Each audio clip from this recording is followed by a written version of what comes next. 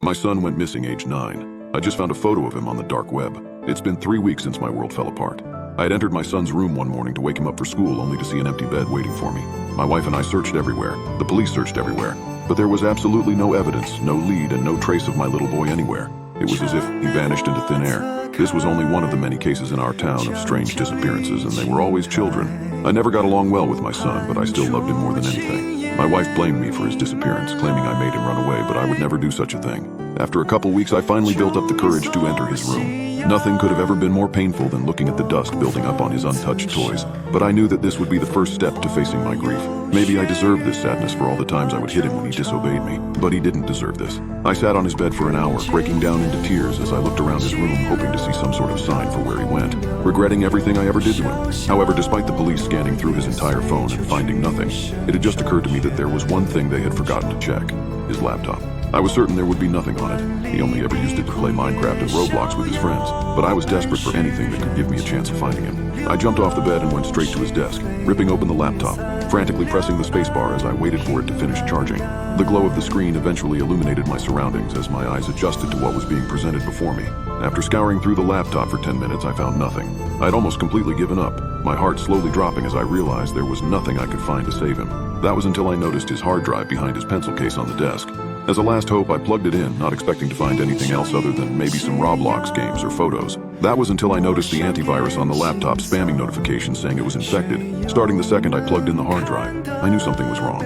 After looking into the alerts, I noticed they were coming from one folder specifically named My New Friends. My heart sank. Did he make some new friends online that I knew nothing about?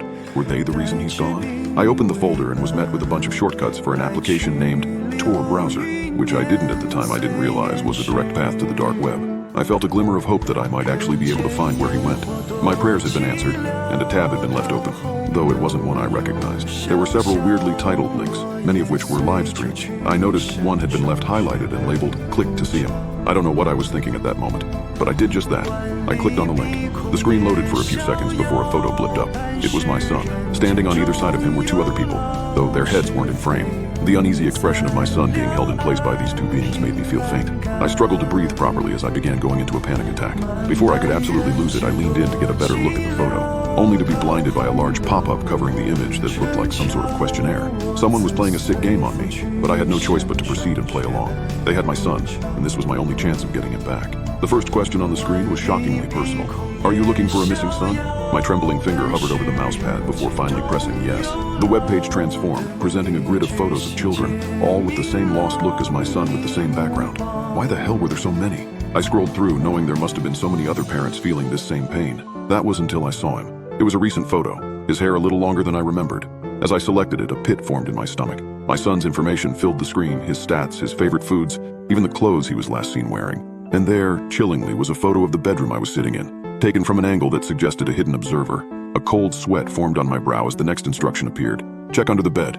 In a state of panic, I approached the bed, not wanting to disobey whoever was watching me, in case they could make me disappear too. I knelt down, my hand reaching into the void, part of me thinking someone was about to grab me.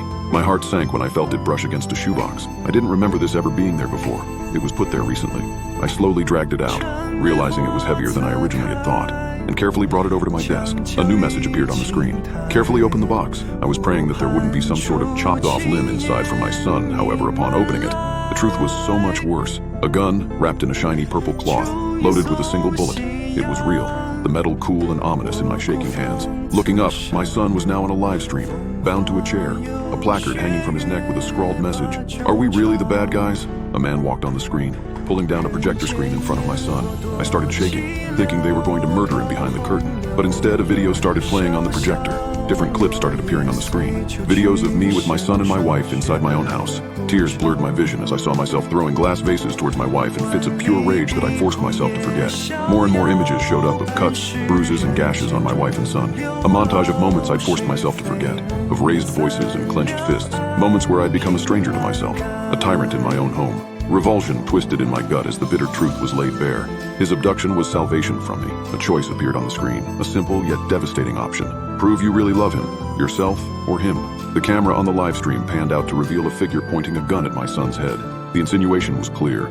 I had to choose who would die. Tears blurred my vision. The gun felt impossibly heavy in my hand as the cursor blinked, awaiting my decision.